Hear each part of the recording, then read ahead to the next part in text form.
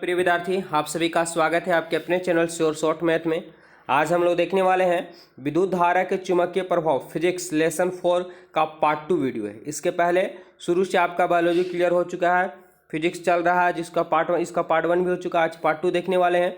यहाँ से आपको पक्का क्वेश्चन एग्जाम में देखने को मिलेंगे। अगर हमारे पूरे वीडियो देख लेते हैं तो एक नंबर भी ऑब्जेक्टिव गलत नहीं होने वाला, क्योंकि चैप्टर का जो किताब का निचोड़ चैप्टर बाय चैप्टर आप लोगों के बीच में हम क्लियर करवा दे रहे हैं, साइंस, सोशल साइंस और मैथ का।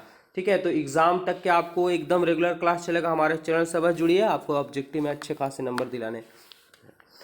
चलिए सवाल फटाफट से क्लियर करते हैं, आप लोग आंसर देने का प्रयास करेंगे। लघुपतन के समय परिपथ में विद्युत धारा का मान क्या होता है? देखिए लघुपतन पढ़े होंगे आप लोग, शॉर्ट सर्किट जिसको बोला जाता है। ठीक है, अतिभारण लघुपतन। तो ये क्या होता है कि दो तार संपर्क में आ जाते हैं, जलने लगता है। ठीक है, आग लग जाता है। तो लघुपतन के समय परिपथ में क्या होगा, तो धारा अधिक हो जाता है। क्या हो जाता है? धारा का मान जो होता है वो अधिक हो जाता है, बहुत ही अधिक हो जाता है। ऑप्शन ए इसका राइट आंसर। ऑप्शन ए आप लोग बताएं बिल्कुल सही। अगला सवाल है, बैटरी से किस प्रकार की धारा प्राप्त होती है? बैटरी, ठीक है, तो बैटरी सब घर में होगा, बिल्कुल। हाँ, तो बैटरी से किस प्रकार की धारा प्राप्त होती है? तो बैटरी से जो धारा प्राप्त होती है, फटाफट से आप लोग बताइए, क्या दिश धारा, प्रतिवर्ती धारा, दोनों? तो बैटरी से जो प्राप्त होती है वो दिष्ट धारा प्राप्त होती है। लेकिन इसको भी आजकल क्या किया जा रहा है कि बैटरी में इन्वर्टर जोड़ दिया जाता है, उसके बाद उसमें से एसी धारा यानी प्रतिवर्ती धारा उत्पन्न कर लिया। लेकिन हमें डायरेक्ट पूछा है कि बैटरी से, तो बैटरी से डिस्ट धारा।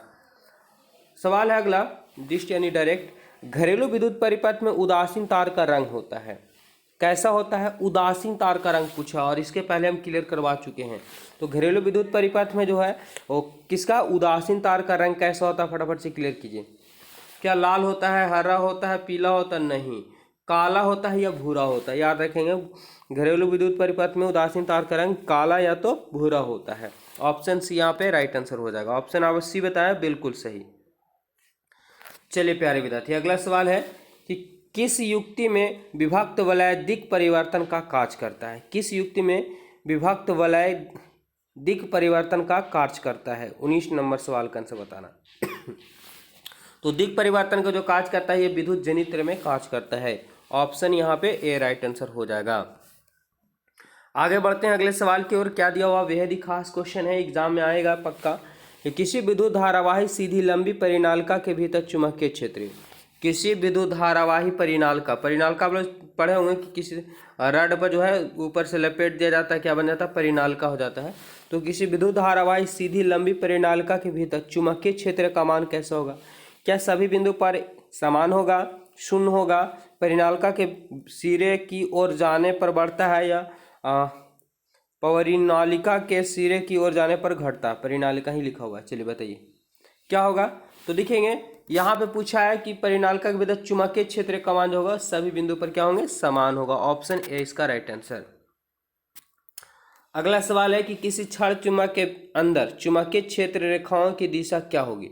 सिंपल सा क्वेश्चन है कि किसी क्षण चुंबक के अंदर, किसी क्षण चुंबक के अंदर चुंबकीय क्षेत्र रेखाओं की दिशा क्या होगी? तो चुंबकीय क्षण के जो दिशा होती है वो आप लोग पढ़े होंगे, नॉर्थ और साउथ होता है। ठीक है, क्या होता है? नॉर्थ और साउथ होता है, यानी उत्तर और उत्तर से दक्षिण दिशा की ओर होता है। ऑप्शन ए इसका राइट आंसर हो जाएगा। अगला सवाल क्या दिया हुआ, ध्यान से समझना होगा। ठीक है, बहुत ही अच्छा क्वेश्चन है। दिया हुआ कि तांबे की तार की एक आयताकार कुंडली है, कैसा है? तांबे की तार की एक आयताकार कुंडली किसी चुंबकीय क्षेत्र में घूर्णन गति कर रही है, क्या कर रहा है? गोल गोल घूम रहा है। इस कुंडली में प्रेरित विद्युत वाहक बल की दिशा कितने परिभ्रमण के पश्चात परिवर्तन होता है? मतलब कितना ये चक्कर लगाएगा गोल गोल कि वह उसका क्या हो जाएगा? दिशा बदल जाएगा। कितना? फटाफट से बताइए आप लोग, 1 2 3 4 क्या होगा? ये जो होती है 2 चक्कर लगाएगी तो दिशा इसकी क्या हो जाती है? परिवर्तित हो जाती है, मतलब बदल जाती है। ऑप्शन ए यहाँ पे राइट आंसर हो जाएगा। अगला सवाल है फ्लेमिंग। फ्लेमिंग के वाम हस्त से रिलेटिव क्वेश्चन आया था एग्जाम में। फ्लेमिंग के वाम हस्त नियम के बाएं हाथ की तर्जनी संकेत करती है। बाएं हाथ की जो तर्जनी होती है वह किसका संकेत करती है? क्या चालक पर आरोपित विद्युत बल की दिशा, या चुंबकीय क्षेत्र की दिशा, चालक में प्रवाहित विद्युत धारा की दिशा, इनमें से कोई नहीं? क्या होगा? 23 नंबर सवाल का आंसर बताना है। तो ध्यान देंगे, तर्जनी जो संकेत करती है वो चुंबकीय क्षेत्र की दिशा संकेत करती है, और अंगूठा जो होता है वो बल की दिशा संकेत करती है, याद रखेंगे।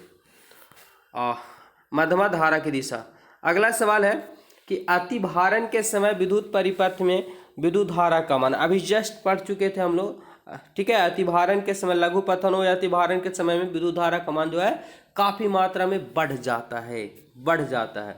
तो क्या हो जाएगा, ऑप्शन सी यहाँ पे राइट आंसर हो जाएगा 24 का, बहुत अधिक बढ़ जाता है।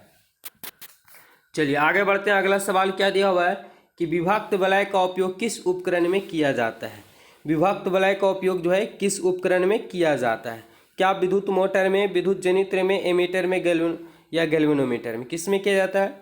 तो विद्युत वलय का उपयोग जो किया जाता है वो किस में किया जाता है, विद्युत जनित्र में किया जाता है। ऑप्शन ए यहाँ पे राइट आंसर हो जाएगा। ऐसे यहाँ पे कहीं कहीं मोटर भी दे दिया जाता है ऑप्शन में, बड़ा कन्फ्यूजन होता है, आप लोग क्लियर हो जाएगा। तो विद्युत जनित्र इसका राइट आंसर हो जाएगा, विद्युत वलय। आगे बढ़ते हैं कि विद्युत मोटर परिवर्तित करता है। विद्युत मोटर है, ठीक है।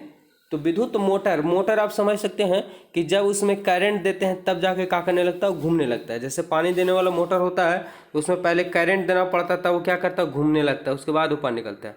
तो आप समझिए कि पहले हमको क्या करना पड़ा, तो करंट देना पड़ा, यानी विद्युत देना पड़ा, उसके बाद वो घूमने लगता है। घूमता है तो क्या कहते हैं, यांत्रिक।